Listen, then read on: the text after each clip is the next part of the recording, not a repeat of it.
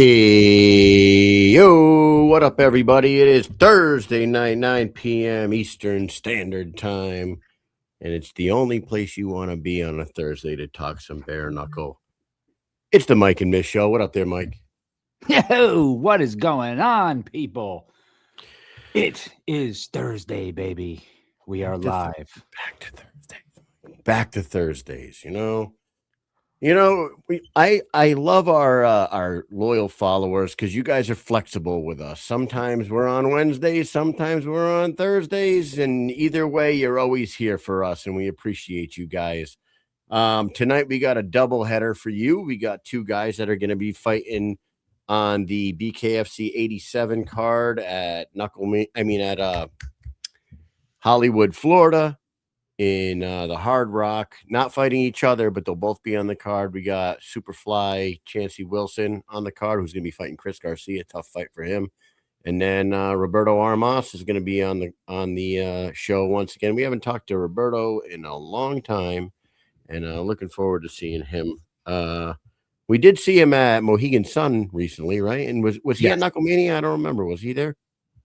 I don't think he was at Knucklemania, but he was definitely at Mohegan Sun because I took him over to see the Boxing Hall of Fame, the Connecticut Boxing Hall of Fame. Did you?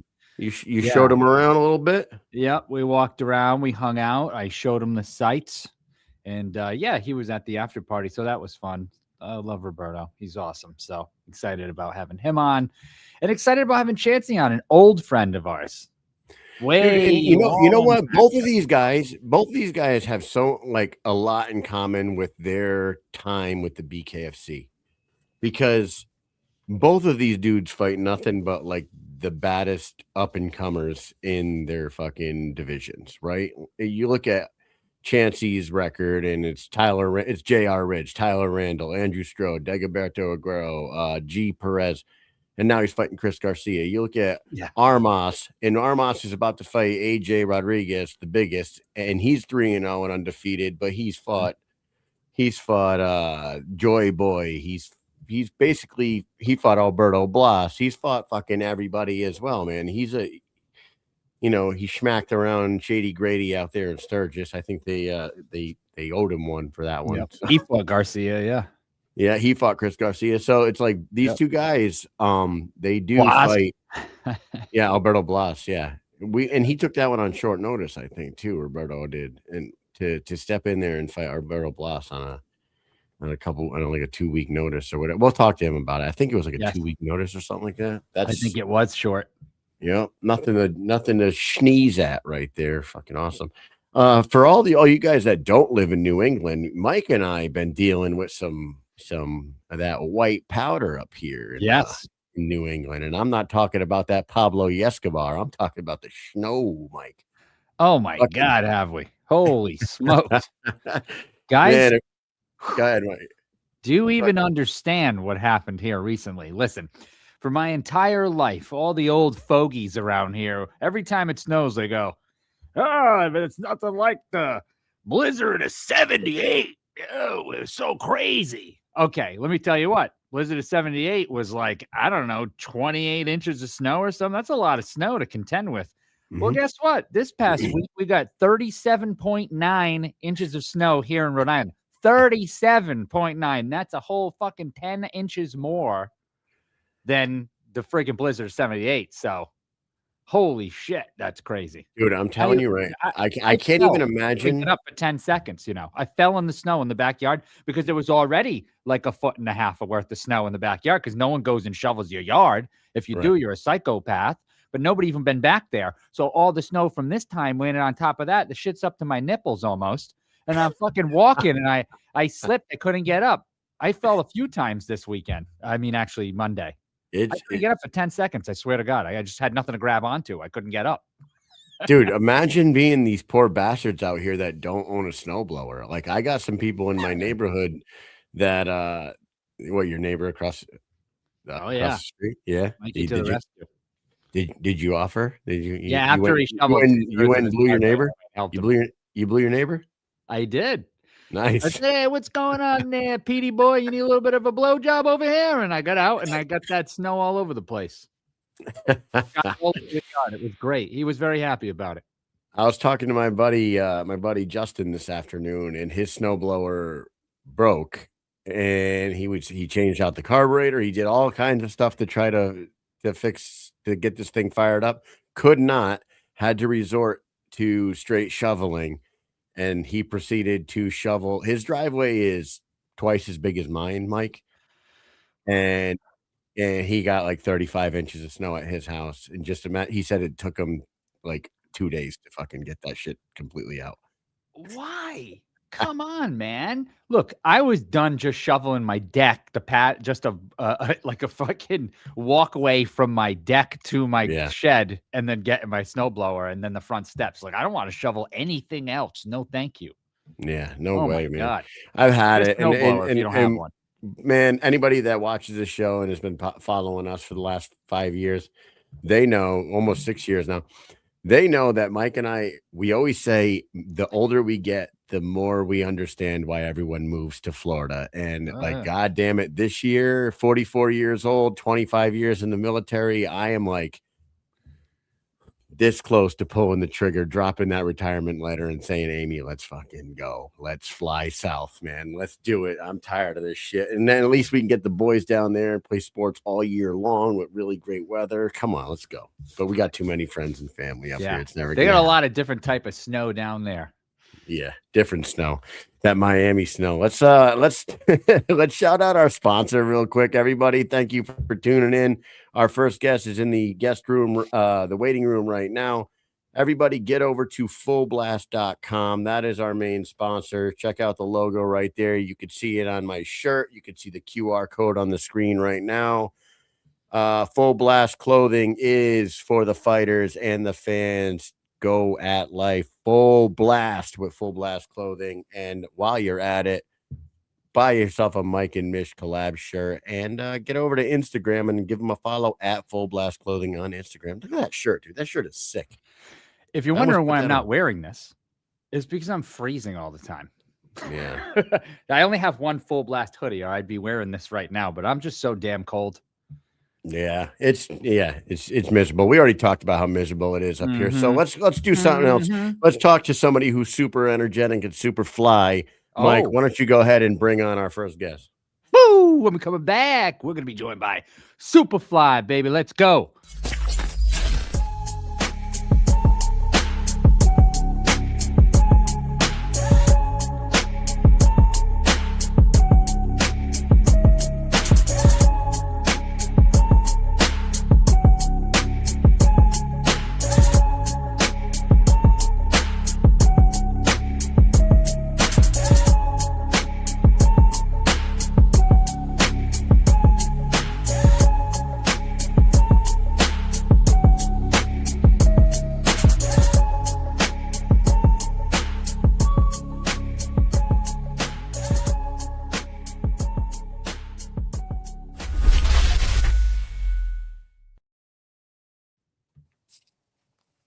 This guy, it's our old friend Chancey Wilson back on the show. What's going on, Supaflyy? How are you? What up, Mike? What up, Mish? How y'all doing? Good, man. How are you? I'm doing all right. Good. It's good to see you back on the show, man. You're back in the ring March 20th. And my God, we were just talking about it before you came on the show. We were talking about you and Roberto Armas, who's going to be on in a little bit. Neither one of you two ever take an easy fight. And looking at your record with the BKFC, go down.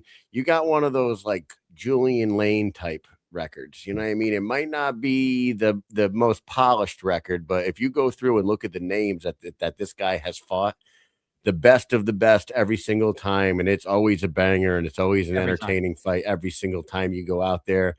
And you got yourself another tough one, man. You're probably excited to be back for this one, huh?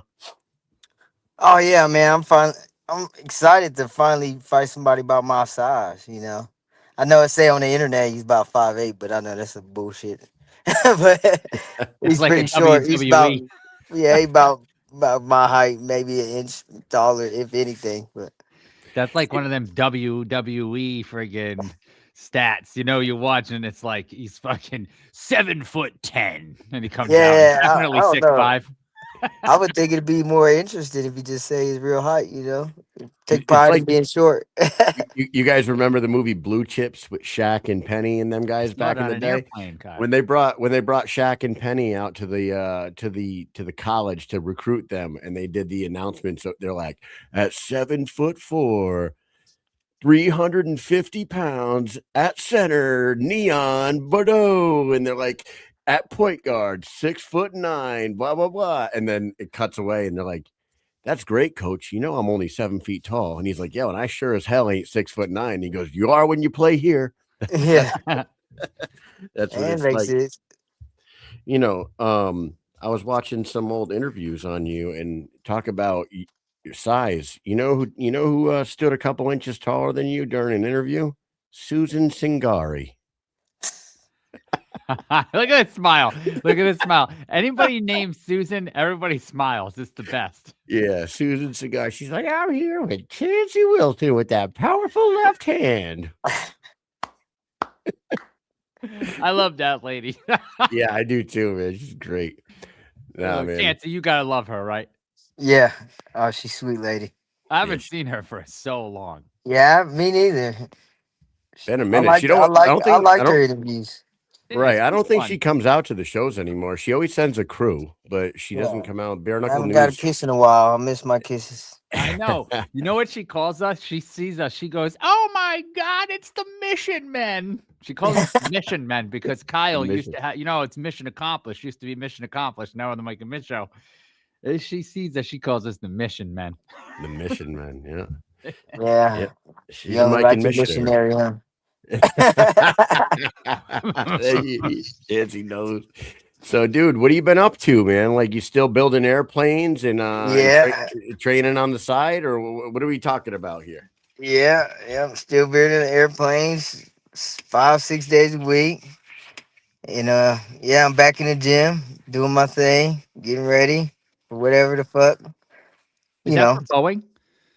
Yeah, we're Boeing now. We got bought out by Boeing, basically. Nice.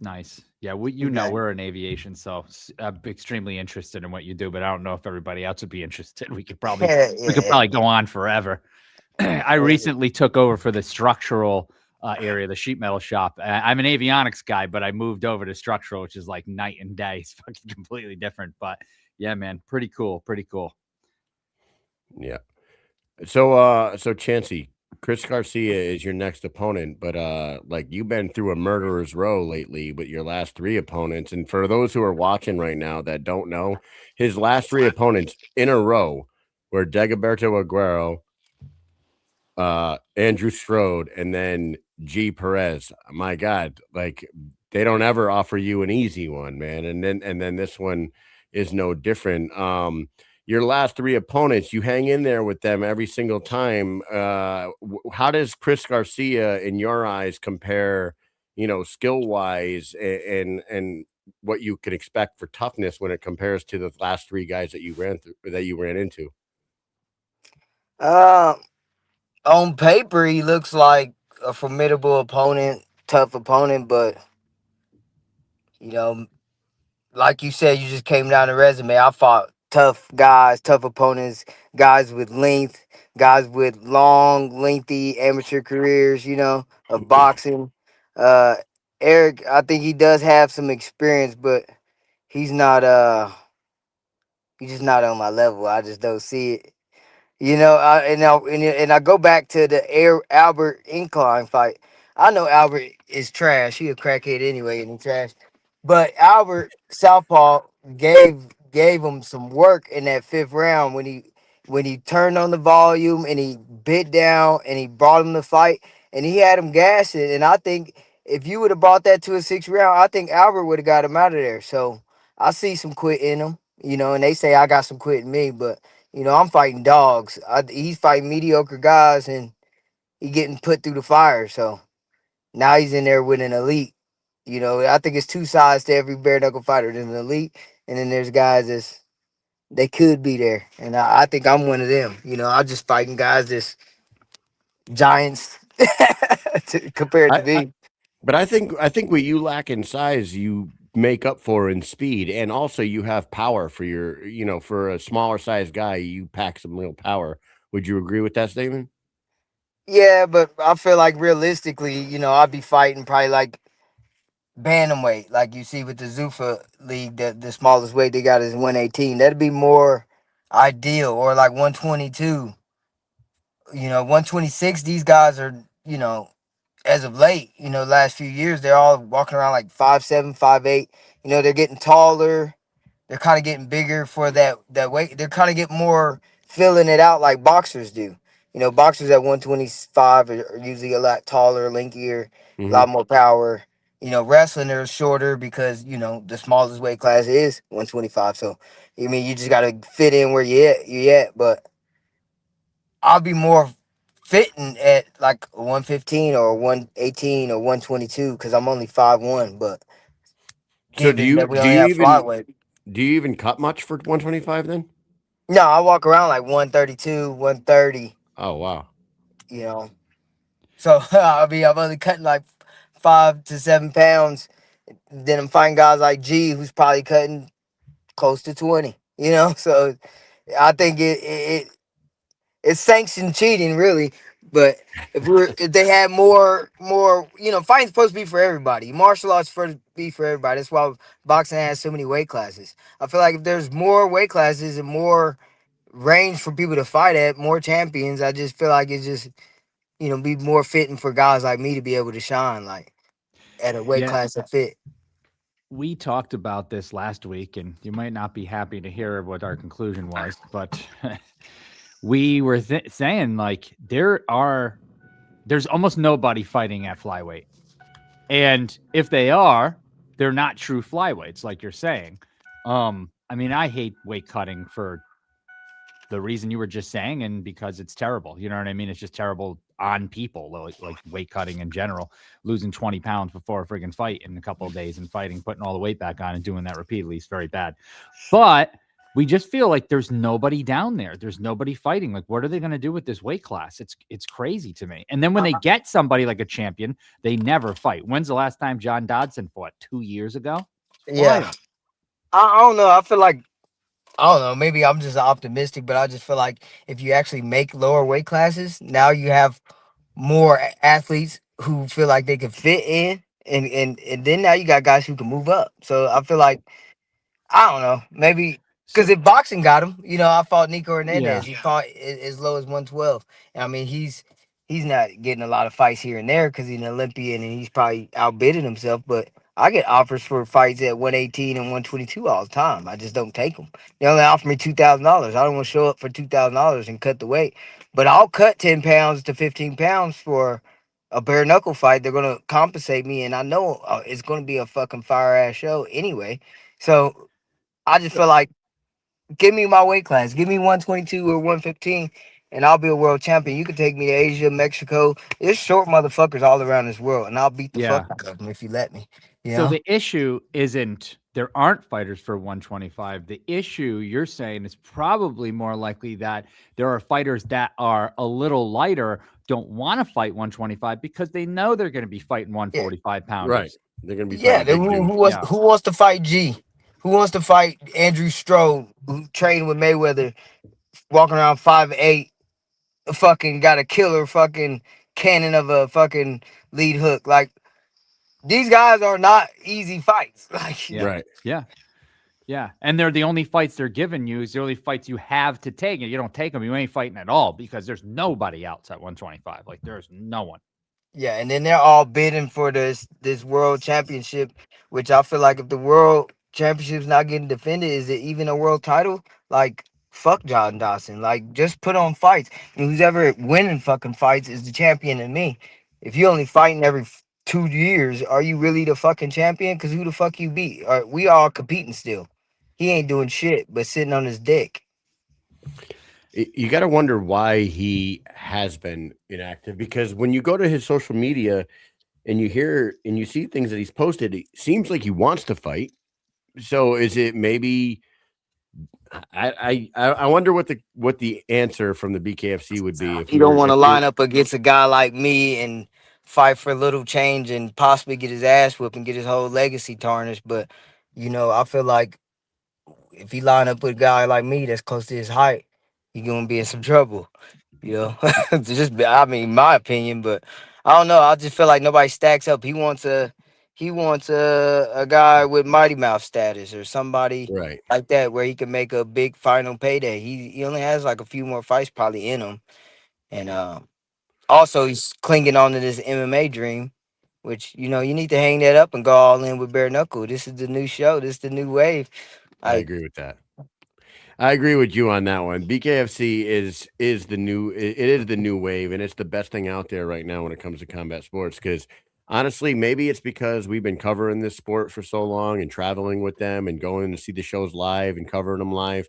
But man, when there's no BKFC on the weekends, and I sit down and I try to watch a UFC event, I have a hard time getting through that whole goddamn thing. And like a boxing event's the same way, unless it's the main event or the co-main event. Like I am not watching the first 3 or 4 fights on that card. I have no interest in them, and it just seems boring to me. And I don't know if I'm just spoiled by the violence of bare knuckle, but I fucking love it now. And I think what you just said is real.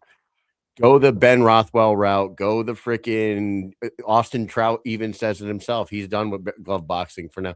Go that route. Follow these guys' leads and just go all in on bare knuckle. Hang up the other thing for now. Yeah, I like that about bare knuckle. You don't even have to know anybody's name. Like, just you already know it's gonna be violent, even if they don't even look tough. You're like, this is bare knuckle. Anything can happen. Somebody's gonna get hit. It's gonna be exciting either way. Like, you don't even have to be excited for who's coming out. It's always like over here, somebody on Instagram said BKFC is always a show, and that is the truth. If you go and you show up to the first prelim of the night, you are going to get a show, and you're going to see pure entertaining violence from the first prelim of the night all the way to the end. And if you don't see a good fight, David Feldman's probably going to get rid of whoever in that fight fucking fucked it up. You know what I mean? That's the way David is. You know what I mean? If you're boring and you're not fighting, you're not for us. Is basically how he handles shit.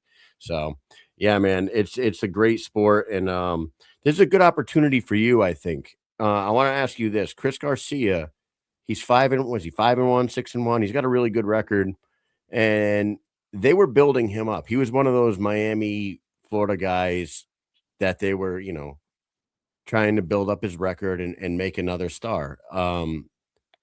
What do you think a victory over Chris Garcia does for you in that flyweight division? And if Dotson isn't coming around, do you think that they vacate a title and they start looking elsewhere to put the strap on someone? I think this is just my opportunity to really showcase what I can do and prove that I belong here, and everybody know I fight tough guys, but give me some guy that's not so tough, a little bit mediocre, a little bit more my speed, and let me showcase what I could really do and put on the show that I know I can. Possibly get a knockout. I don't know, but I'm going for highlights in this fight, and I'm trying to show them that I belong. I want to be on the fucking cruise ship. I want to fight all 3 nights on the cruise ship. I'm all, BKFC. Do you think that we can go on Kalshi? Is it Kalshi, that betting website, Kalshi, and bet on the over-under of how many middle fingers Chancey sticks up in this fight against Chris Garcia? I'm gonna set it at like 2.5, 2.5, right? You think that we get over 2.5 middle fingers from Chancey Wilson in this fight? It's always a couple. Yeah. He's like, fuck, I might go bet on myself. I might go. Would a double middle finger count as 2? No, I think the gestures always counts as 1. So like this is 1, 2, 3. Yeah. You should bet on how many bitches I call them during the fight. I don't think people will hear that. I heard it a little bit in one of the fights, but what's funny is that I don't know.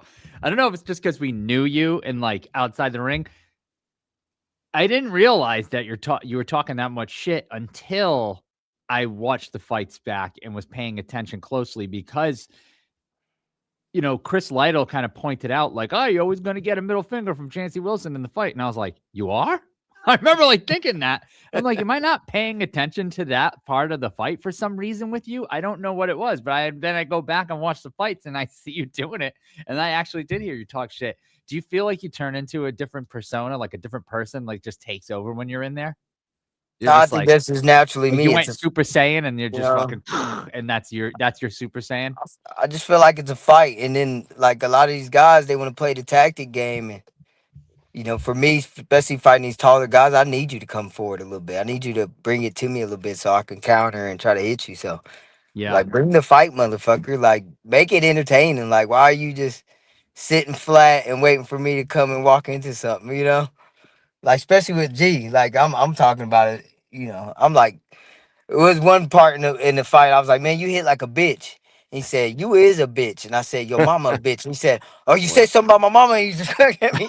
What is it about the mama that people just lose their minds? That could happen at any point in time. It doesn't matter where it is. It doesn't matter the age. You could be a 5-year-old kid or you could be a 58-year-old man on an airplane. If somebody says, fuck you and your mama, all of a sudden, all hell breaks loose. It's crazy. I don't know what it is. It's just unbelievable. You don't say that. I don't know. It's that line you don't cross. It's always the line.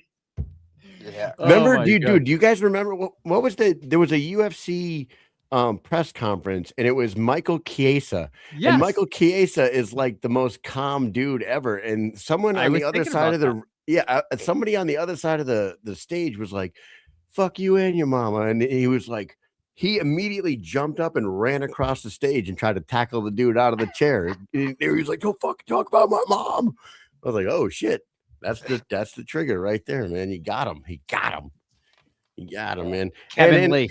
Kevin Lee. Michael Chiesa defends his mom's honor against Kevin Lee. Yeah, he lost his damn mind. Yeah, Kevin Lee. But Kevin Lee, huh? Yeah. Oh, yeah, that makes sense. I was thinking of Keith Lee. I was like, damn, Keith Lee would talk about somebody's mom. But yeah, Kevin Lee makes sense. Okay. Kevin Lee. Motown, Kevin Lee. Or hey, you know what? And if you're not talking shit, we could always get a scoop slam, double leg from Chancey, right? We're gonna try that. Man. If only they would let me. Man, it's good to see you back. We were just reminiscing about the times we've hung out. Mike found a really cool picture, and we wanted to bring this up on screen and take a look at this thing. Look at that. Can you see it? Oh yeah, look at the hair. Yeah, you look like Simon Phoenix. Yeah, yes, you too. Hey, this is like 2022. Man, that's like 4 time years flies, ago, doesn't it? Yeah. Yes, it does. Look at that crew there. I know. You got DJ Tony. You got Q up in the back there. You got Kevin Smith and his ex-girlfriend. Jay. Yeah, you got Jay Jackson in there. And the Mission Men. And the Mission Men. The Mission Men. Of all the hairstyles, man, is that your favorite? Yeah, man. It's hard to do again, man. Yeah. I love it. Growing it out too long to go back now.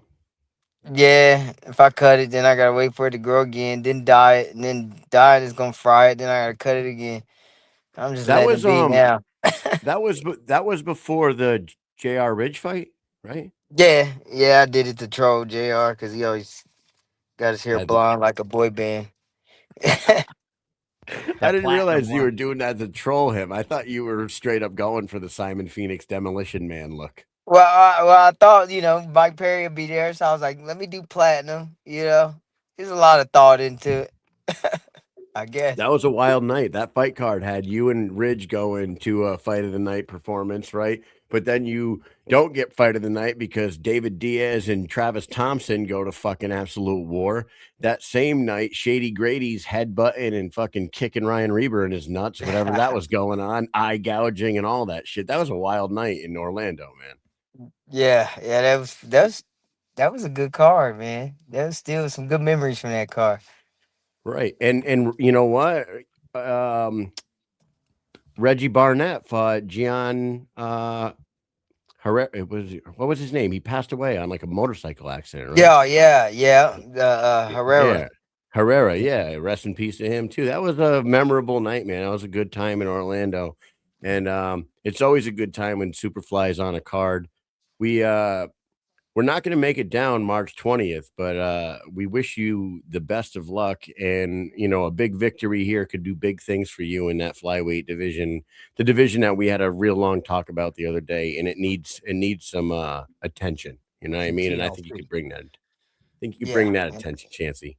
Yeah, I think I could be the star of the show for sure. All these other dudes, they just kind of boring. They don't even want to fight. Like Stroll retired. Now he talking about coming back. I don't know what that is. And Aguero's gone, right? Dagoberto. Yeah, he got Aguero deported or some shit. He's gone. Dotson's not around. So man, go out there and put on a give me the highlight belt. reel. Just give me the belt and let me come out the champ. Yeah. There you go. We already know Eric's not gonna beat me. All right. Well, before we Cutman's retired, he's a dad. You think he's done? He ain't never done, man. He got raising kids, man. He got a good family. What do you want to fight? Yeah, great, good-looking family over there with G and Caitlin and the baby for sure. He flew in one day just to be the cut man for Knucklemania 6, then flew back. Yep. Like he wasn't there for any of the lead up. He was there the day of the fight, I believe, right in the morning. I don't think he cut slept man stuff at all, and then went back. Yeah, I don't know if he even slept. I don't blame him. I wouldn't want to work no more either. I'm at home. I love that, man. Hey, before we let you go, we'll give you a minute like we always do and shout some people out. If you want to give us a prediction for the fight, you can do that too. But we always love to have you on here. Take a minute and do your thing. Let me shout out my gym, Valor Martial Arts. I'm actually in the parking lot. I should have gotten in front so I could show the sign, but I'm in the parking lot of Valor Martial Arts. Shout out to them. They support me and shout out to my sponsors, my Tat Man, Ozzy, and Amos Tattoos. And Ozzy also got me in the church, so I've been going to church now. And we also do Bible study at the Tat shop. So I'm gonna be deep and heavy into that. So that's positive. And then shout out to Elena. She has she does custom baking goods, and she sponsors me too for my shorts and stuff like that. So I just want to show love to them, that people that show love to me. And then also one last one is shout out to Storm Management, and then shout out to I got a photographer now, Express Media. Add him on Instagram. He'll work with all fighters and set you up for a retainer and give you some good work, show promote yourself. So dude, yeah, that right there, that is so good. That's such good advice. Being a media person, me and Mike say this all the time. God damn it, get some good photos of yourself and put them out there, because all these crappy fuzzy cell phone pics are not doing it, man. When you get somebody to take you some nice photos and take some shots in the gym and everything and promote yourselves, for Christ's sakes. And that's a good move by you and your sponsor there. That's awesome. Yeah. What was the name of that? Express Media. If you follow me, you'll see them tagged on spots. And then also, this is my shirt. I'm hoping to set up a link so people can order my shirt. And I got my sponsors and on that shirt too. So, just tap in with me. I'm knocking Eric out. I need a win against a Cuban. Get back. Well, thank you for coming on here. Mike, do you got anything else for Supaflyy with Chancey Wilson?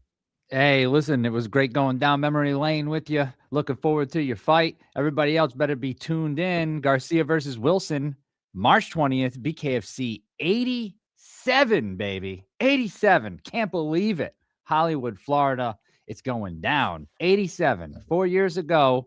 What was that card that we were at in Orlando? 53, maybe? Might have been before. It was earlier than that. It was Adams versus Kleckler, right? Adams versus Kleckler. And that was BKFC 25, guys. So that's how long it's been since just that dinner that we had together. Holy shit. It's been forever. Thank you for coming on. We got Roberto Armas coming on next. I saw that you had a post on your Instagram and you were filming him and he was sparring with Mohawk. Man, and they sparred like fucking 20 rounds straight, and he would not let Mohawk quit. He kept saying, like, no, we're going to 5 more. Like, he would not stop. I'm like, what the fuck? I'm just sitting there in awe. Like, I and believe they that. were going at it, man. 100%. That is Roberto all day. You know why I could believe that so much, Mike? Because Mike and I watched Roberto move furniture in a hotel lobby at 3:30 in the morning one day and roll for 15 minutes straight. Roll for 15 minutes straight with a 240-pound kid that's in our fucking army unit rolling jujitsu in the hotel lobby After at 3:30 in the. He fought and that and night, it was probably kicking the dude's ass and coaching he? him the whole time. Huh? And he ended up tapping him after a while. It was great. I think he fought Grady that night. That was funny. All right. Well, thank you, man. Thanks for coming on. Stick around, watch Roberto, and everybody else. Stay tuned because we'll be back with Roberto Armas. Take care. Right on. Thank you, guys. Thank you. Appreciate Later. it. Take it easy.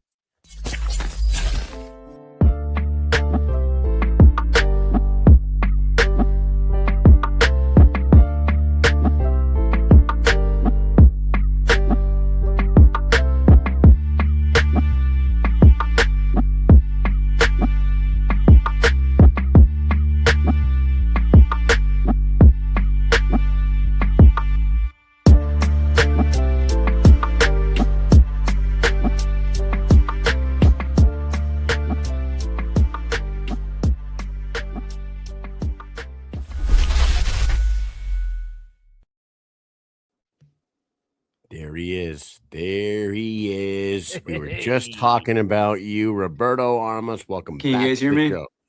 Yes, we can. Can you hear us? Can you hear us?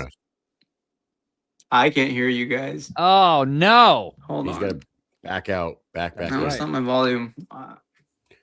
No. Go. Back out. Come back in. Okay. Are you gonna boot me out or? Bye. So we'll kick him from the studio here, and then he can come right back in. Yay, that happens. You know what I'm saying, Kyle? It's been happening more and more lately, dude. It's been happening. Yeah, the more we pay money for the service, the more it happens. You know what I'm saying? That's typical. Yeah. They want more of your money, but they don't want to do better. You know what I'm saying? Big Ben's in the comments saying I can hear him. Yes, we could also hear him. Yeah, we could all hear him. We could all hear him. He can't hear us. It depends on. Yeah, I mean, I don't know, man. This StreamYard is a little funny sometimes. He's back now, so let's get him back on here and let's have a conversation. I can hear you guys now. Okay, cool. That always fixes it. It always fixes it. We were just saying, the more we pay for StreamYard, the worse the freaking thing gets, it seems. I don't know what's up. But anyways. You know what it is? Roberto will understand this. You know how in the military you have certain systems that seem to work.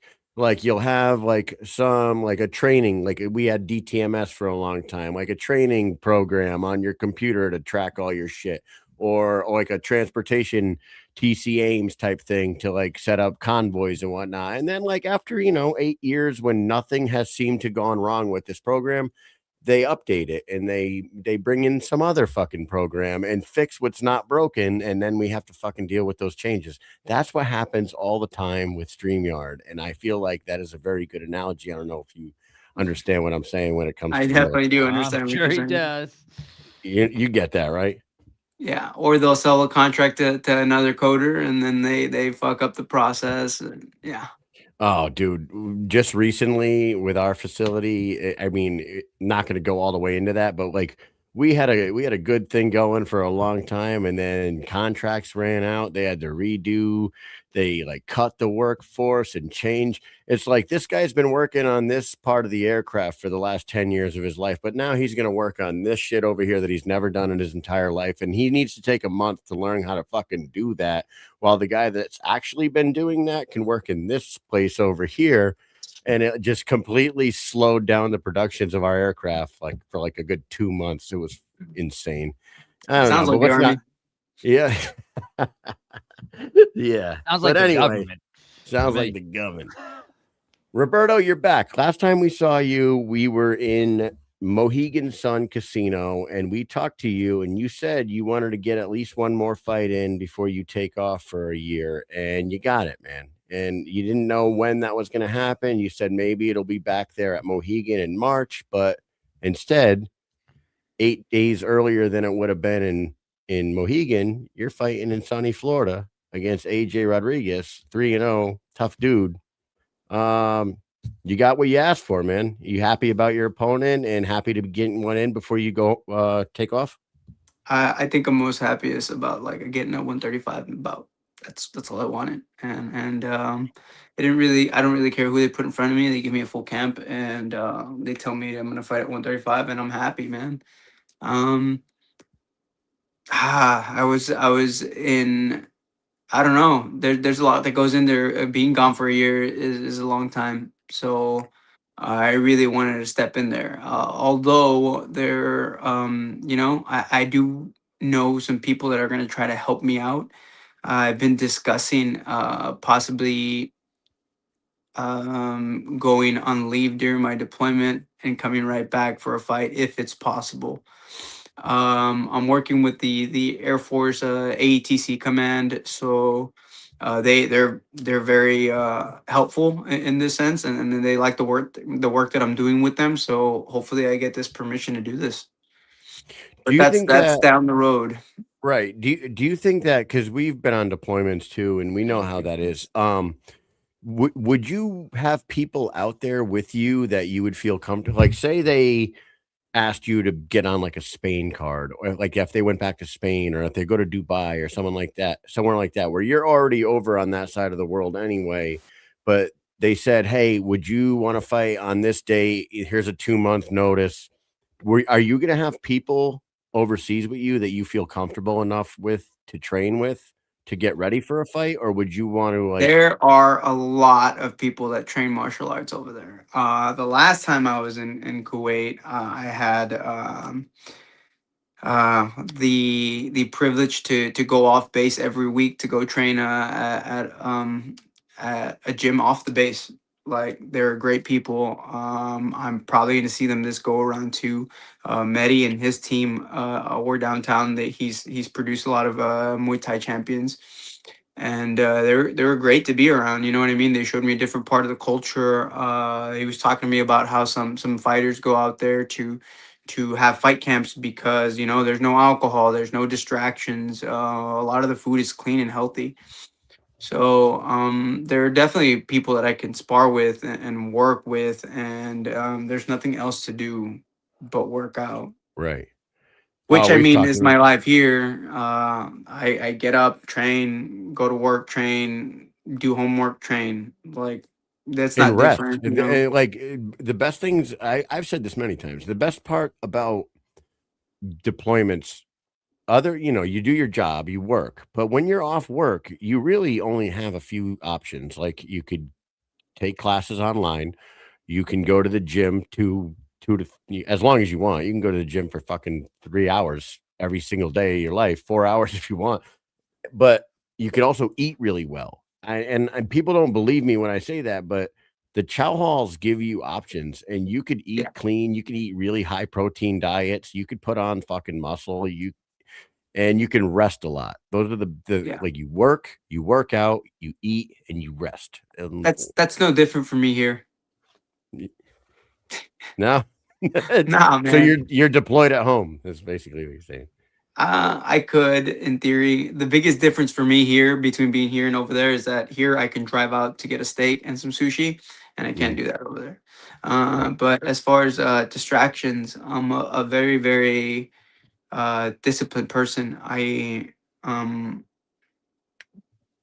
I I don't I have kids, and I love them, and I only see them twice a month, every other weekend.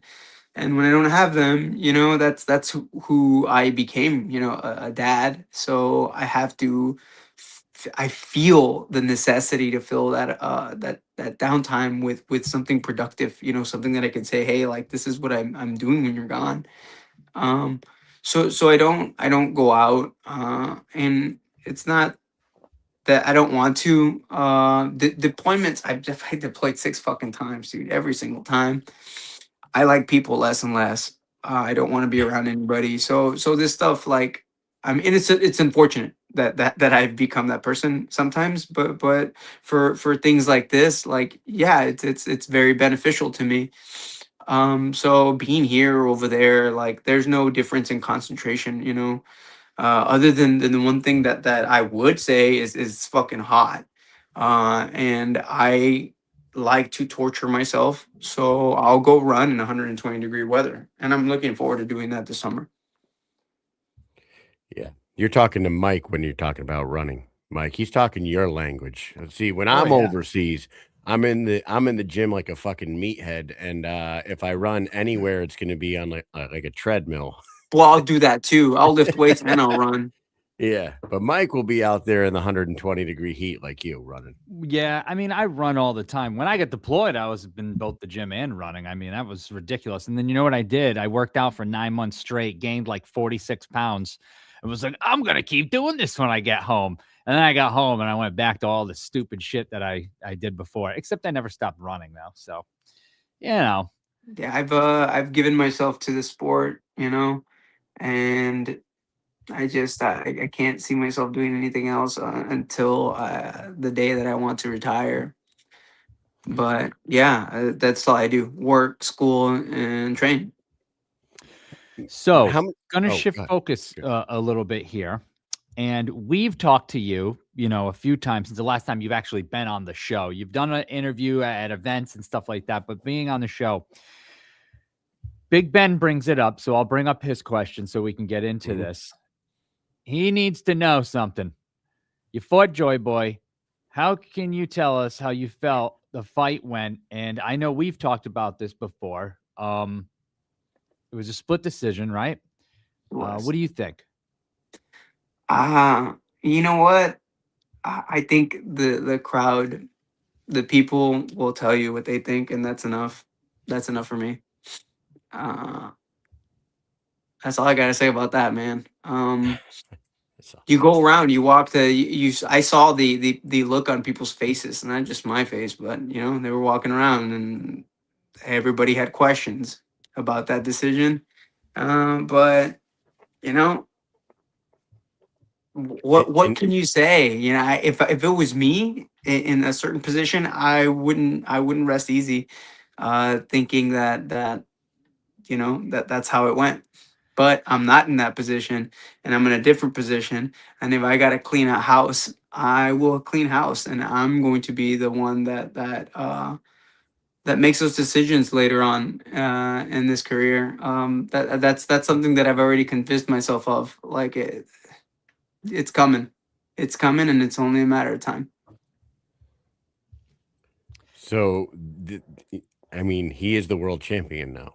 So this I plan, guess. the plan here is get this win over AJ Rodriguez, go on your deployment, keep on training, come back, and eventually get that run back with Joy Boy, right? I No, think the plan no, is to clean house. That's it. just That's anybody. it. I don't care who has that. I'm going to clean house to the point where whoever has it is going to come begging me for a fight. Dude, I love a good Roberto Armas fight for sure, Yeah. man. And Oh, yeah. we talked about your resume, just like we talked about Chancey's earlier. You're one of the same. You and him are cut from the same cloth when it comes to no matter what name is offered, you take the fight, and that's a super respectable thing for in my opinion. Turning down fights sucks. We hear that people do it all the time. I That did is it. some. I did it this a couple weeks ago. I initially I had said yes, and then I had to go back and think about it, and I turned it down. One of What the was the biggest reason? reasons, it was just a different weight class. Um, You had to go up again.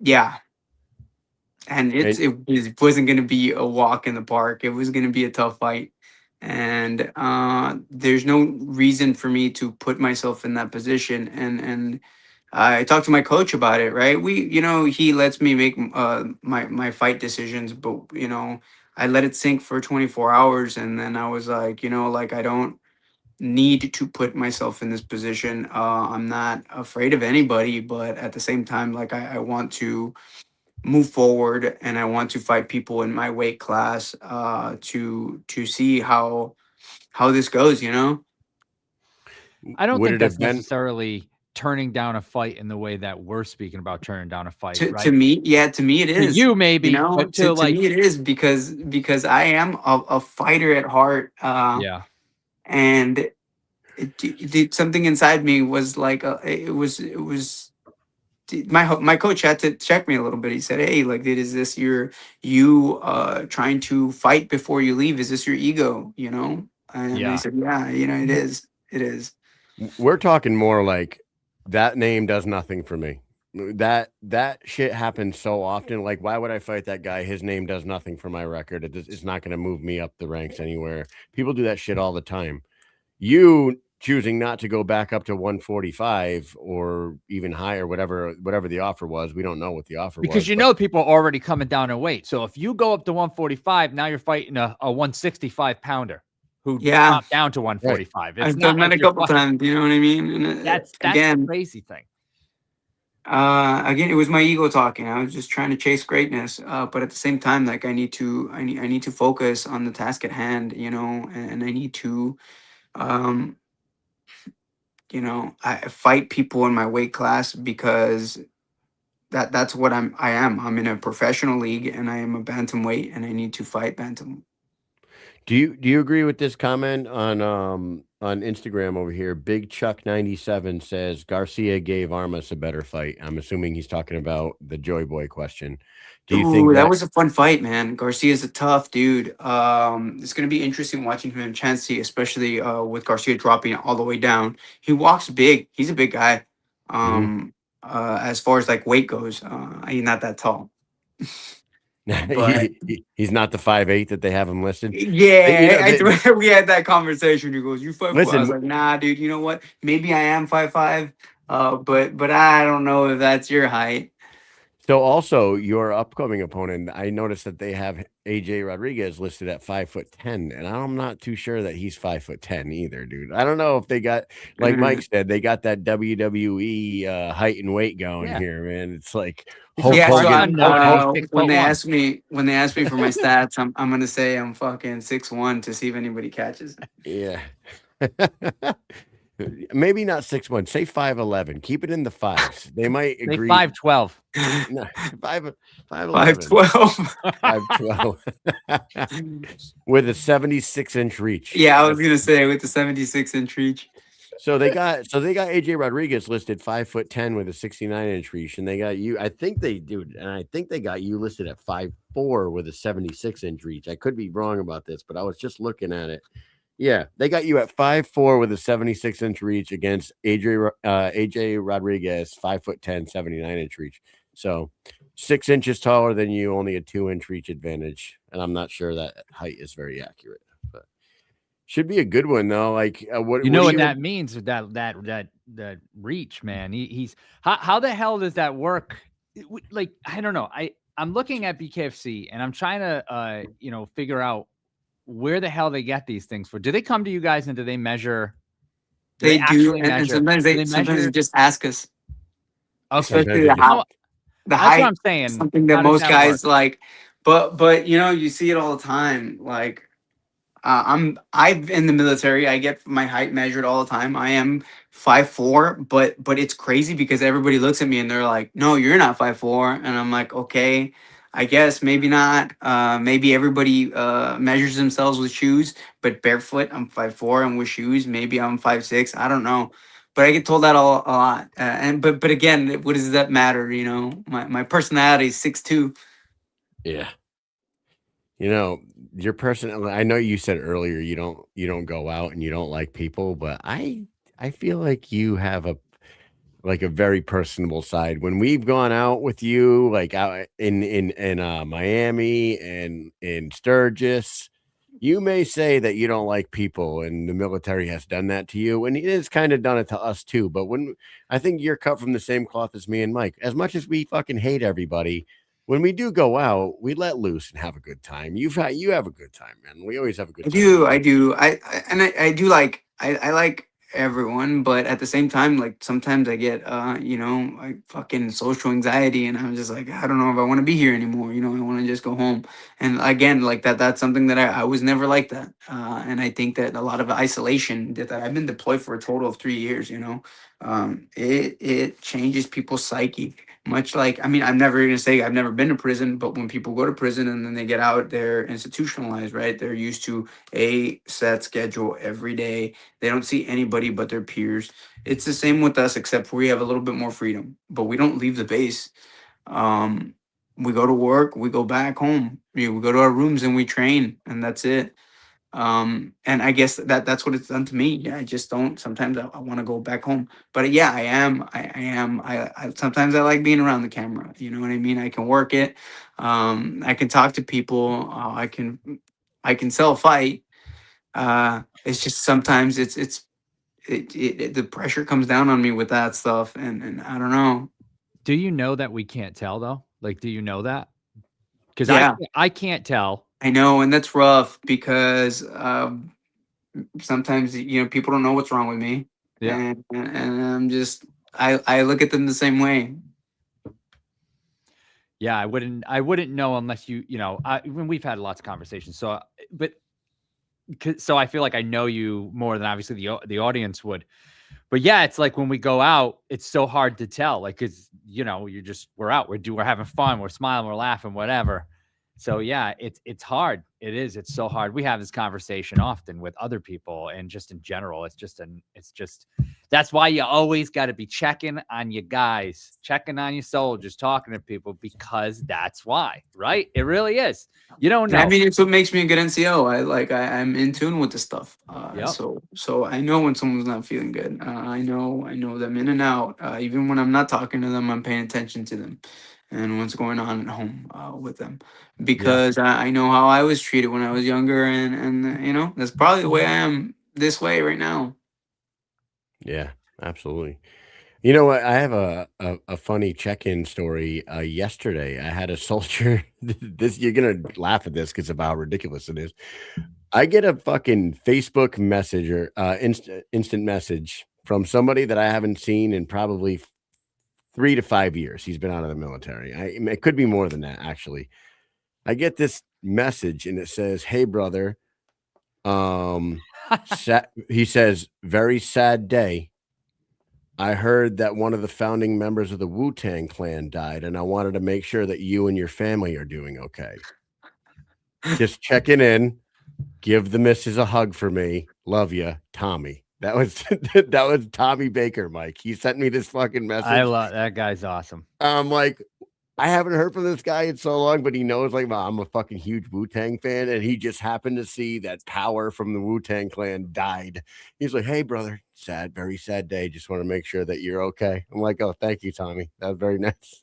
Thanks for the check-in, dude." You know what I mean? It's a funny NCO thing, Out of after 5 years of not talking, he remembered my my love for the Wu. Yeah. Enough. He was probably just being funny, which it was hilarious. He was fucking being funny, but It was a good reminder of you, Yeah, it was a reminder and a quick check-in real quick, Sometimes that's all you need to reach out and say hi to these guys. Yep. That's right. Absolutely. And you know what?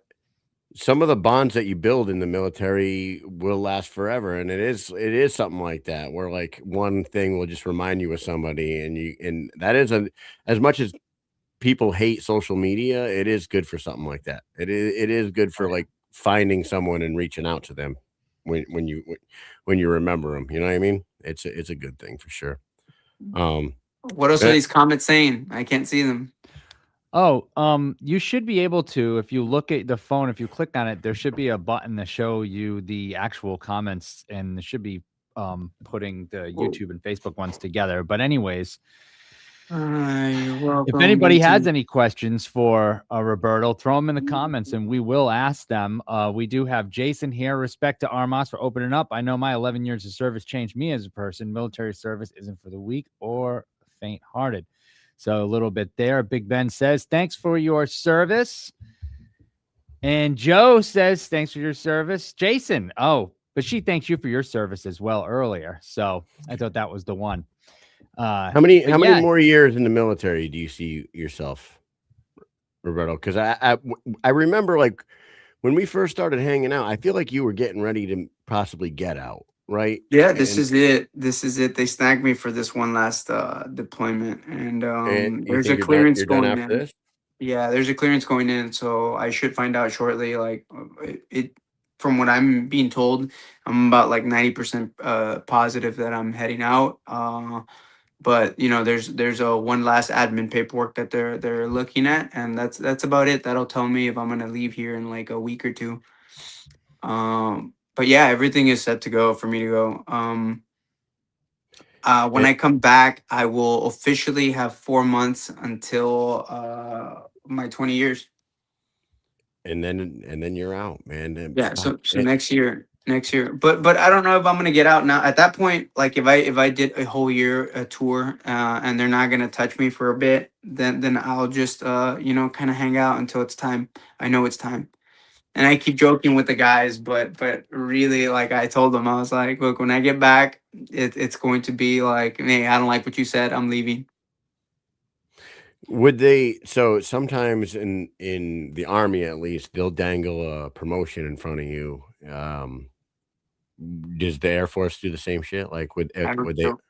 I don't care how No. much you get. If I'm Yeah. not happy, I'm gonna leave. And at that 20 marker, that's what it is. You know, as soon as something doesn't sit well with me, then I think it's my time to go. I don't need to stress myself out anymore. I've done my time. Uh, Again, 3 years deployed already. A short tour, another year, and then this one that they're trying to send me for another year. You know what I mean? That's fucking 5 years being gone. That's a fucking fourth of And my with 20 kids, 20 and with, years. right? And with kids, that's tough, man. Yeah, like It people don't is. realize. Think about this one. Like when I went on my last deployment, my son was 1 years old when I left. When I came back, he was turning 2. He was holding up a sign that says, "I've waited half my life for you." And think about that, dude. He was only 2 years old, but a whole half of his life I was away. You know what I mean? Like people don't realize you're gonna have almost 5 years of being gone. That's yeah, crazy. You know, it's a it long that's fucking a time. long fucking time to be away from your kids. Now, nowadays, don't get me wrong, you could FaceTime with your kids on deployment, but it's not the same as being home with them at all. And like missing having a parent away impacts the kids big time. My wife deployed for a year and I was home with the 2 boys. And as much as I'm a fun dad and like fucking testosterone filled house was cool for them, they needed their mother big time, dude. It was a rough time. You know what I mean? They wanted her. You know what I mean? So it's like, and I don't know, like with your situation, they're gonna want their dad at some point. So it comes to a point in your military career where you're like, all right, enough is enough.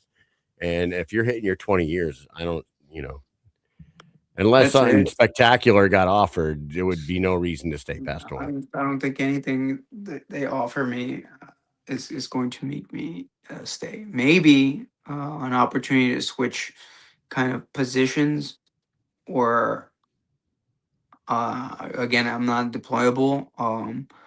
I did a lot of work with the AETC command, and I'm hoping maybe they offer me something like, hey, like we're gonna try to do this or that with you. But you know, it's a lot of positive stuff that I've been able to do with BKFC in the military, and I'm grateful for the opportunities. You know, tomorrow I fly to Chicago. I'm gonna go have some seats to the elimination chamber, and they're highlighting a hero. And because I do the Air Force ambassador stuff, I had one of the WE guys come in, and I gave him a tour, and then we did some filming in the gym. Wow. So Cool. yeah, that's very, like, again, I'm grateful for these opportunities where I get to be, in front of the camera, show off a little bit about bare knuckle, show off a little bit about the Air Force, and hopefully That's awesome. show this stuff to new recruits, new guys that are thinking and considering about doing something for their country. Oh, very cool, man. That is, I love how accepting the Air Force has been of you doing this. Did Like, it changed along the way It's though, very, didn't oh it? right. yeah, It, it it, did. it wasn't like that at the Yeah. beginning, but like you've turned them No, around, right? You've Uh-huh. turned them around, and I wouldn't now, even say me. There was this lady, and I give her all the credit. Her name was Miriam Thurber. She was working with the recruiting command then, but she had, I guess, almost like a heart to heart with me, and I never saw myself as a positive role model in the military. Very rough around the edges, and what they did was they gave me permissive TDY the first time, and the recruiting command saw the potential of like, hey, let's put him out there. And then the second time around, when I fought Louis, they sent Miriam to come do some video and photos and stuff.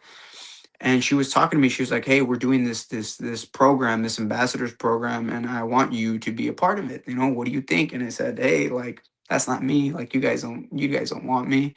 I got stuff that I like this fighting stuff, and I don't want it's mine. I don't want Yes. to. You don't want the army to come in and start, I mean, not the army, the Air Force to come in and start making decisions or trying to mess with what you Yeah, have on the outside. Mhm.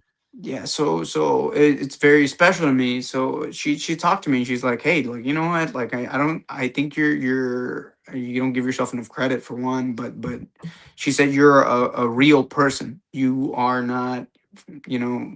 That for lack of a better terms, you're not fake. You put yourself out there, and I think that's what people want to see.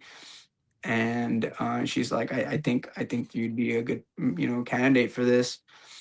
So we kept in touch, and then as the time went on, I became one of the first ambassadors for the Air Force. Where we are promoting the military alongside of what we do.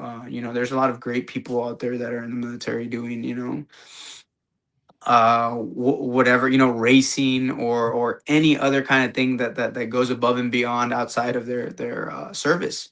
So again, I was great. I'm grateful for that opportunity, and I'm glad that she talked me into it because I didn't think that I was someone that the Air Force would ever want in front of a camera for Nah, representing them, I guess. nah, man, you're a good dude. I 100% see exactly what they see. I know it. Yeah. I know it. You're a good dude. So you're, I think, so I feel like I felt the same way, and probably Kyle too, about like in the army side, having them even be involved at all. But like, I think it's a good thing that you're doing because you know how people they look at the military, certain soldiers or people who aren't in the military yet, and they think it's something it's not, you know? And I feel like if they see somebody like you out there, in or out, if they're not in yet, or if they are in, I think they see somebody like you, and it could light a fire in their ass, or make them be like, "Holy shit, really? You can do that?" Or, "Hey, look what this guy's doing. I can make something of my life." Some people think like, I don't know if they think there's a dead end or if they're purposely not looking for things to do, or they just don't know if that you can do different things in the military. Like, I don't know, but yeah, I think you're the perfect guy for the job. You're the perfect guy to do something like this. Appreciate Whether that. you think it or not, you're definitely the guy. Absolutely, man. Yeah, you got a lot of good shit going. I mean, I don't know where you're. Let me ask you this, and this interview has gone kind of on a deeper route here. Um, I have deployed 3 times as well, and I know where my mind is in the closing months before I leave. Um, how are you like separating pre-mob stuff in fight camp, and like is it giving you more motivation in your fight camp knowing that you're going to be taken off for a year? Um, Everything's separated from me. yeah, uh, Everything, I separate everything because there's no way that this stuff should be crossing, right? If I have a fight, I'm concentrating on that fight. If I have to do my schoolwork, I'm concentrating on my schoolwork. And if I have to do some stuff at work, I'm concentrating on what I have to do at work. And that's just the way it has to be. I don't half-ass anything. So I can't, I have my divided time. This is gym time, this is training time. I will block out those training sessions for the day. If it's 2 or 3, whatever I may have stacked, I will get those done. I will allocate time for my studies, and I will allocate time for my guys and work. And that's just the way, like, I am. And even when I'm deployed, like, a lot of people are, I see it in the younger guys. The news gets crazy sometimes, and I sit here and I don't let it bother me. I don't care what happens. If it happens, I mean, and you guys know this, but I'm very, very fucking good at my job. I will move shit, and I am one of the best. We're in the best fucking military in the world. We know how to fucking move shit and break people's shit. I know that what our guys are capable of, and I know what your guys' section and whatever the army does is capable of. That I don't even worry about that stuff. You know what I mean? Even if you pay attention and you look at history, what do we? Iraq was a top 5 military power in the world before the U.S. went in there and crushed them in conventional warfare. This isn't fucking Afghanistan. This is a one-on-one country versus country, and I don't think it's gonna turn out, as bad as people think if the decision is made. So I'm not worried. You know what I mean? This is what I signed up for, and that's it.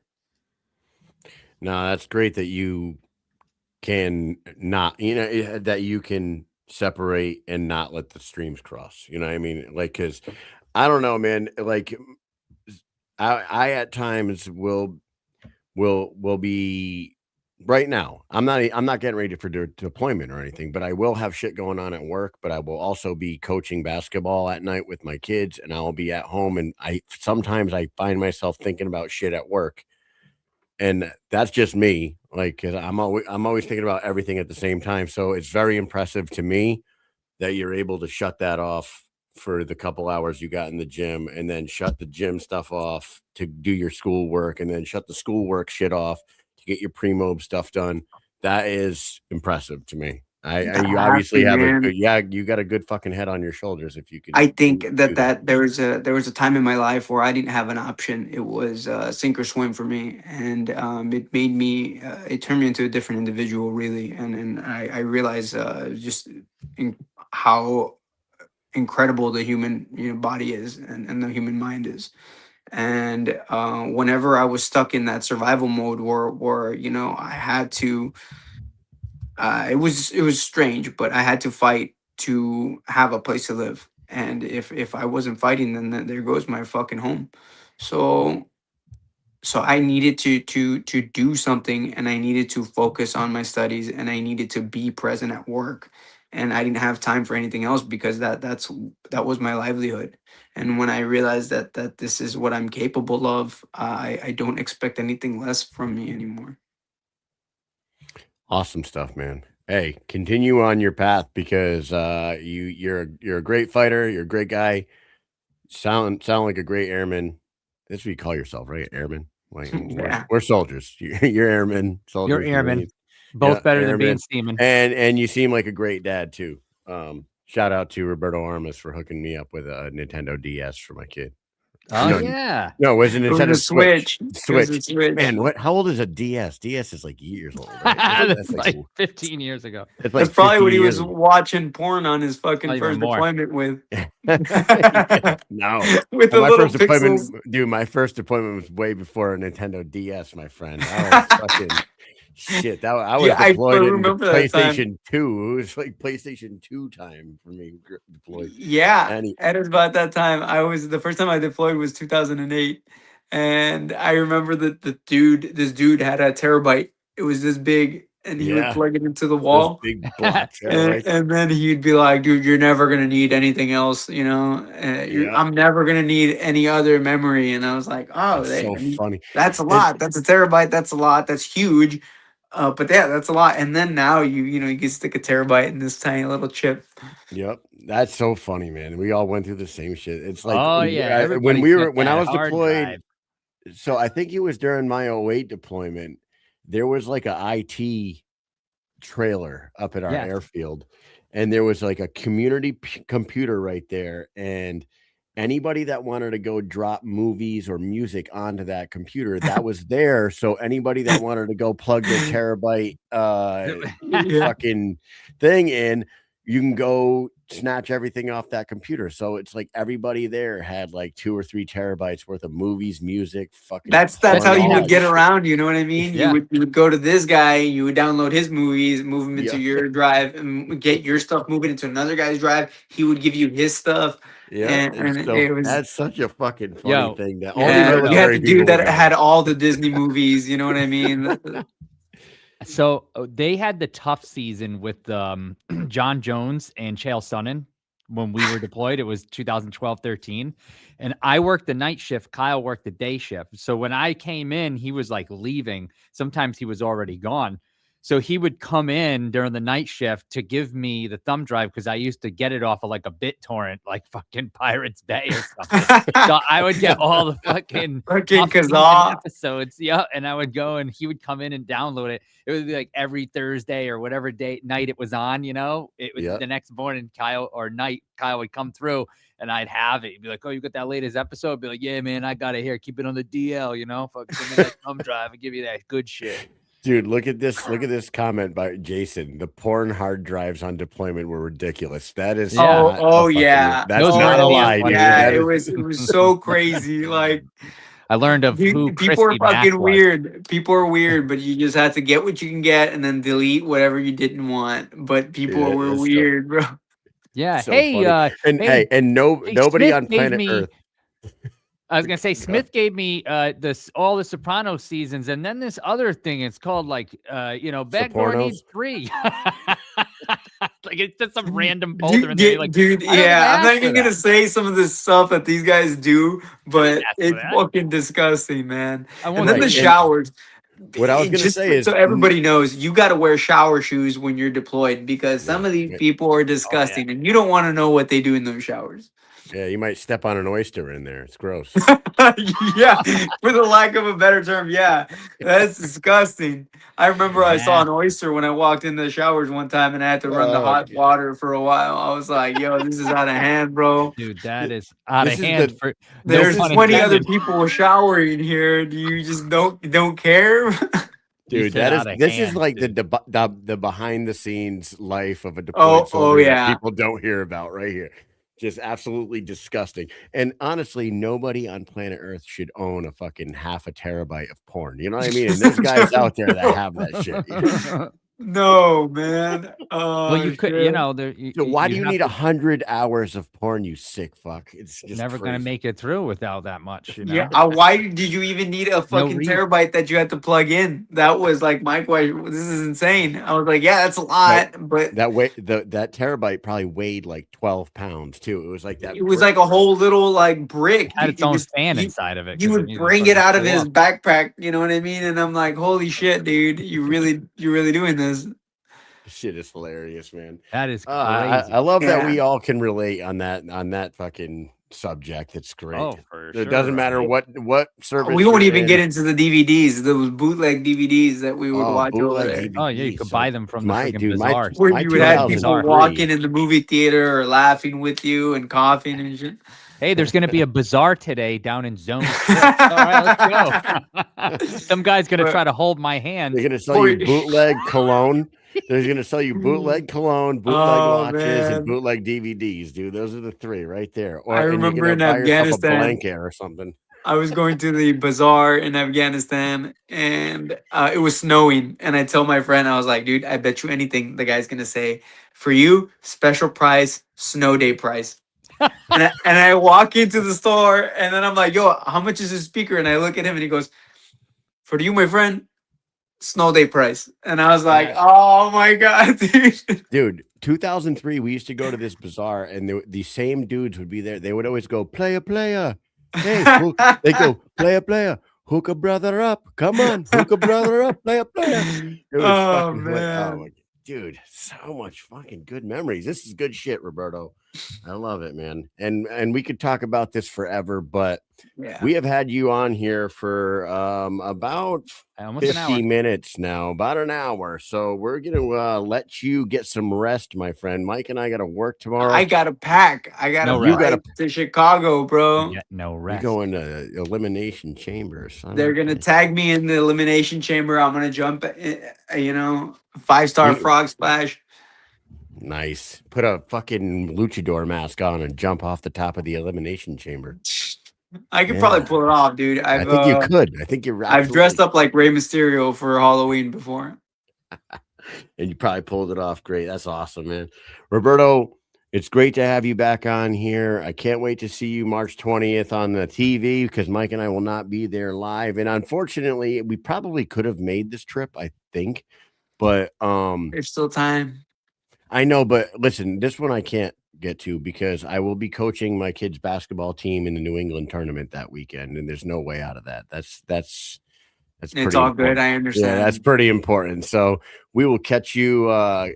Safe travels to the Windy City. One says, and kick Dominic Mysterio in his. I think he was saying cock, but it says dock. Kick him in his dock, please. That's from Big. It, then.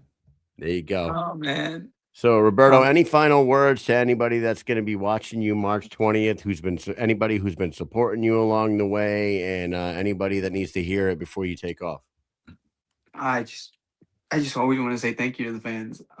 You guys have made this journey incredible, and I'm smiling because it's crazy. I'm always grateful for these opportunities, and I'm glad that you guys want to see me fight. I like putting on a show just as much as you guys like seeing me. So March 20th is going to be a fun time, and I always say that because I prepare very, very, very hard to put on the best show that I can for you guys. And I hope you guys enjoy it. Awesome stuff, Roberto. Thank you so much for that. Mike, we got anything else for El Gallo Negro? Yeah, I've been trying to pull together just a few pictures that I had of us, on the road and everything, and I was quickly doing it as you guys were talking. So I did find a few, but they're all strewn about all over the place. So I finally, what is this saying to me? I can't do this. Hold on one second. Let me just delete this one right here so I can upload another one. They only let you bring in so many pictures on this thing. I mean, come on. Anyways, well, I got this one here. That's from Sturgis. I got that. And I've got one. I've got one here of Conor McGregor as well. Yeah, behind the scenes, you and Conor McGregor. I had another one, but it's not letting me. It thinks I have too many files, even though I deleted some. So it was you. It was one of you and Kyle. Sitting at the picnic table. Yeah, I know what you're talking about. Dude, I love that picture. That's a cool ass picture. I'm trying to get it uploaded, but it keeps telling me, "Oh, you've got too many things. You got too many things." I'm like, "No, I don't have too many things." I thought you guys were gonna play that video of me jumping in the fucking nasty pond. Maybe we'll play that on the way out. You know what I'm talking about? Yeah, I have that video. Hold on. Let me. There's that video. What do you think? That picture right there is fucking great, dude. That's one of my favorites from the road for sure. What the hell do you think you're saying here on this? Who knows? I think we're talking shit to someone. I think somebody's sitting across. It's probably Howie or somebody talking. Yeah, shit. Howie. Maybe Andy. I think I it don't was know. Howie. It was like, hold the fuck up, Howie. I think it was Howie though, for real. I really do. I think me and him were talking he was shit sitting with next Howie. to me. Yeah, I think it really was. Funny, I have the rope swing video in about 5 seconds. It's going to probably load here. I have another. I have this. Hold on. It's 40 seconds. Hold on. Let's just watch this. This is cool.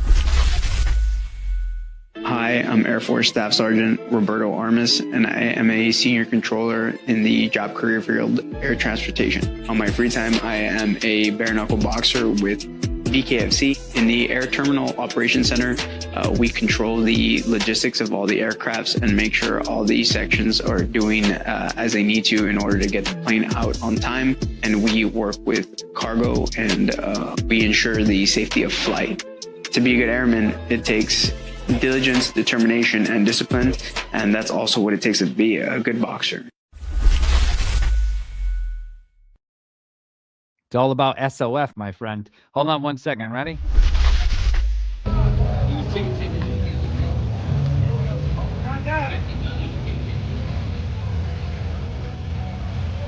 Joe, any last words? I don't know. Why are you guys moving? Who are you, sir? You done one? I gotta go. Woo!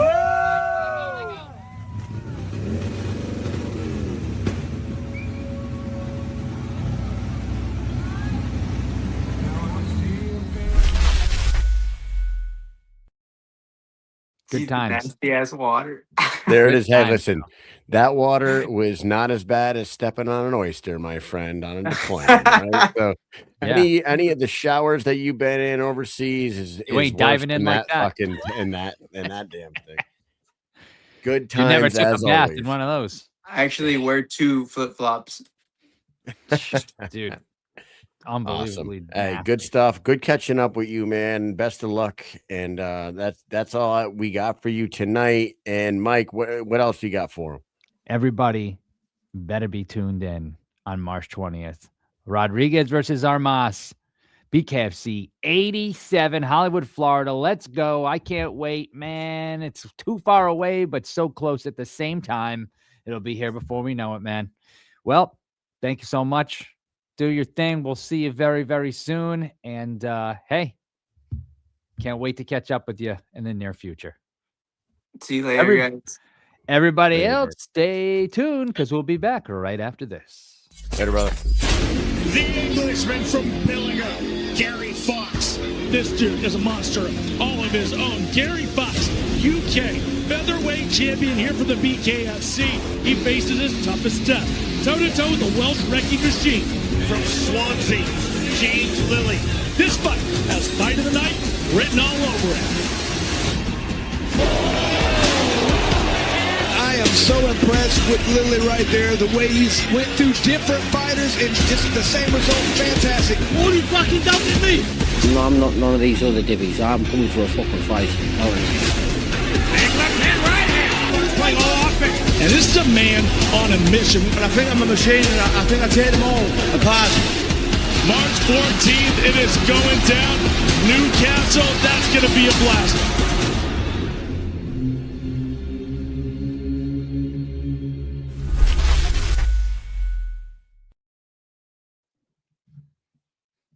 Hey, Mike, check this out. That is me and AJ Rodriguez. Yep. Yeah, look at we're about eye to eye. You're the same height. That is neat. So maybe he is 5'10". So you know you're close. That's I'm 5'9" with my shoes off. So with shoes on, 5'10" seems about right. And he's looking me right in my fucking eye right there. I've been 5'9" my whole life until I joined the Army, and then they say I'm 5'8", so I don't fucking know. But it's close enough, right? Hey, listen, this was a great episode, and it was cool to talk to Armas about the shit that we talked about because it was good reminiscing, and honestly, you could tell that he's a super genuine fucking person and like a real true military guy. You know what I mean? Like we could see that in him, and a lot of that life. To live that life, man. I love it. It was a good chat with him, and it was great to talk to you, Chancey Wilson, as well. Supaflyy and Gallo Negro will both be in action March 20th. Unfortunately, we won't be there, Mike. I would love to be there for both of those guys, but yeah, it is what it is. We will be on the March 28th. I mean, look, there are just so many cards coming up, and that March 28th card is going to be great. I mean, there's a lot. You look at, they got 14th, 20th, 28th. That's March. April, there's 5 events. There's 5 of them, guys. 7th, 11th, 17th, 18, 24. Holy shit. 5 events, man. So we have a little lull going on right here. But after this, it is balls to the wall. There are so many things going on. Starting off with that Newcastle one that we played a clip in Terrell. And we know that the fight that they just showed there, that we just watched the clip of, Then we got Stewart versus Gaffey, March 20th. Porter versus not Watson anymore. Wilson. It's not Hayes Watson Wilson. anymore. It's now Wilson. He's another Wilson, not the Wilson we were just talking Hey, to. 'cause you Porter gotta- versus Wilson would be crazy. Right. So, Mike, we're just because we're not Nick stupid Wilson's on the roster. and we could figure things out here, right? So it was Watson, and then there was conversations about Josh Copeland. Yeah. And then Copeland went away, and it's now Hayes Wilson. But we just saw today online that what you're talking about, Willis signed a fight contract for a heavyweight fight in Denver.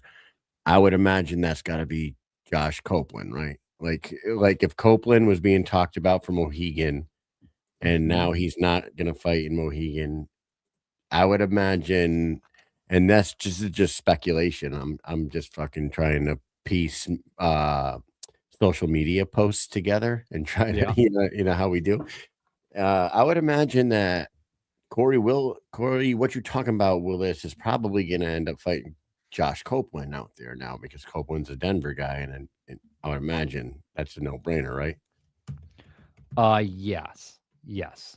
I mean, Copeland was supposed to fight a couple of times, and he had some things happen, unfortunate things. Right. But now, I think by the time Denver comes around, he's probably itching to fight. You know what I mean? He's probably like, "Come on, I've got to fight. I've got to fight." So it makes a lot of sense. Yep.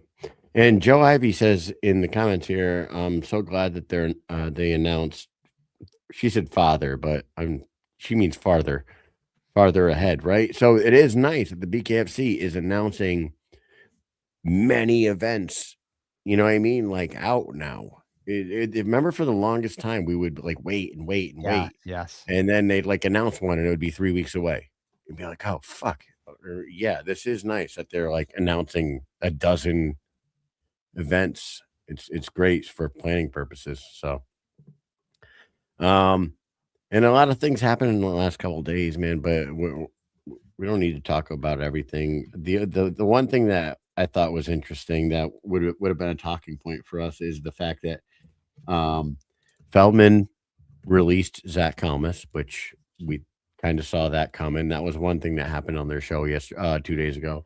Yeah. And then and good on him, because we said it last week or 2 weeks ago on the show that maybe it would be better for his health and his loved ones and people around him if he didn't throw down anymore.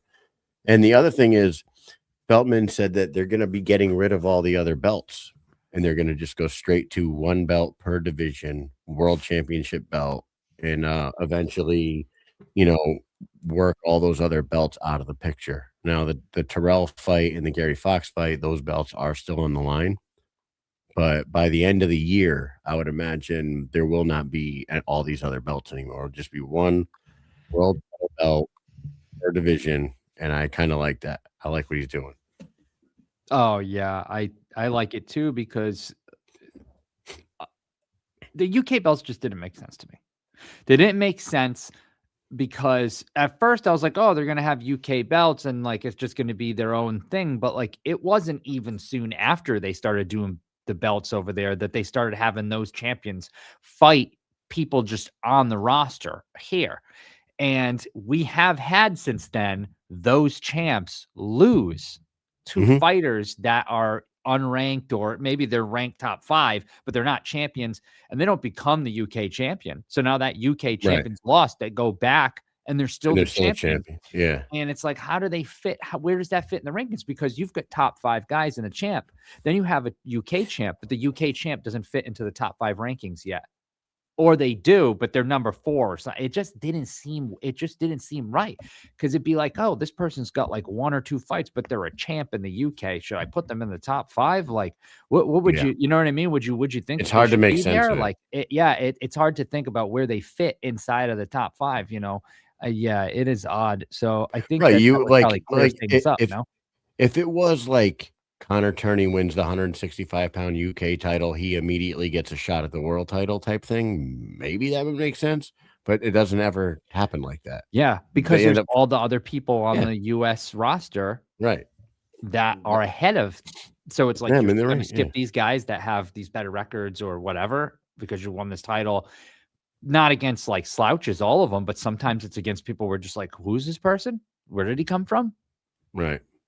So And you know what? I I'm thought it was- curious to see. So James Lilly, is this his first featherweight fight, or has he fought? Well, he was always a lightweight, right? With the BKFC. He's fighting Gary Fox at 145. Lilly's awesome, dude. He's a great fighter. Super precision on his fucking strikes. Yeah, he had a little bad run, but he did, he was but he was fighting undefeated up to killers, that right? point. Yeah, he was undefeated, and then he lost. He did lose one against a guy that I wasn't in Spain. Remember, Philip de Silva Maya? He lost that fight, and I was like, "Uh-oh." Oh, okay. Yeah, I You don't remember that? Yeah, I don't remember that. He one. lost in the But- first round. Is that the same dude that we were talking about that was cornered by Nicole Schaefer out in Spain? Yeah, I think so. That Yeah, dude's a bad boy. I Yeah. mean, he is a bad dude. well, for people watching and seeing Lily being undefeated, fighting all these named fighters that Right. we know about, and then going into Spain and getting yeah. after Did he- losing and then going in and losing again, But that was were- kind of were- like, uh-oh. was that those fights weren't at 145 though, right? So it was at 157. Okay, so what I'm saying is this is his first venture down to 145, and if he can look really good against Gary Fox, Yeah. we know how good James Lilly is. Maybe this is another contender in the 145-pound division, which is already fucking stacked. Like James Lilly is no slouch. If he goes down No, there and not at looks all. if he goes down there and looks really good against Gary Fox, I mean, we might be talking about another fucking serious name in the 145-pound division, which is already stacked with a bunch of fucking killers. You know what I mean? Yeah. Well, he's 9-3-1 overall in BK with 5 KOs. And they don't have his weights listed here. I mean, I'm sure we can find them for his first 6 fights, right? But What was- and Jason's asking, wasn't he mad overweight when he fought Lilly? Felipe Maya. I think he might be right. Felipe Maya, he weighed in at 162. Right. And so Lilly weighed in at 157.25, it says here, which probably means that he didn't make Lilly weight. stopped cutting so then weight. Lilly stopped cutting, right? Mhm. Yeah. Mhm. The lowest weight that Lilly was, at least on BoxRec they have, is his last fight, and he was 150.5. So, Wow. but I don't know those first 6 fights where he was fighting at. I'd have to dive in a little more, but they don't list them here for whatever reason, and I'm not gonna get too crazy right now. At the Yeah, end of the not show. gonna get crazy. Yeah, it's the end of the show, but I think that's something to keep an eye on with their next event.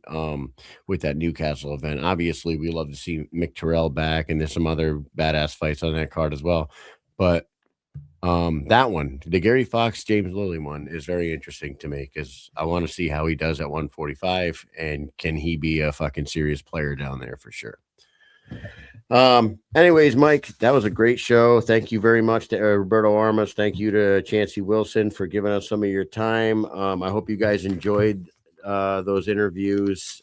Armas seemed to open up very, very much with us tonight. It was a great conversation. Before we go, I want you to go to fullblastclothing.com, check out their t-shirts and their hoodies. Mike's got a hoodie on. I got the shirt on. We got the QR code on the screen right now. You can scan that thing. Go there, check out their shirts. Buy yourself a Mike and Mish collab Full Blast right there. And while you're at it, get over to their Instagram and give them a follow at Full Blast Clothing on Instagram as well. It's a good time to call it a night, Mike. We got work in the morning, and or you might not have work in the morning. Do you have work?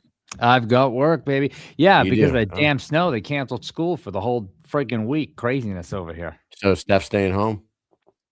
Now they're going today. They're going to go. Fortunately for us, the after school program decided to open up for the whole day. So that's nice. Oh, wow. That's cool. helpful. Yeah. Yeah, that's very nice. So wait a minute. So the Save school, that leave for a BKFC dude, event. Kyle. So what? No school, but the Kids have been out of school for 2 friggin' weeks. Are you telling me that the after school program takes place at the school that they can't go to school No. at? Oh, No. okay. I was gonna say, what the fuck? That No, doesn't like make any sense. no. Okay, all right. No, it's a private business. Okay. All right. Well, thank you very much to everybody who's tuning in. And Mike and I will catch back up with you next week. We'll have a few more fighters on, probably from this March 20th card coming up. And we'll see you soon, Mike. You got anything else for the people? Yeah, you know what I got, Kyle?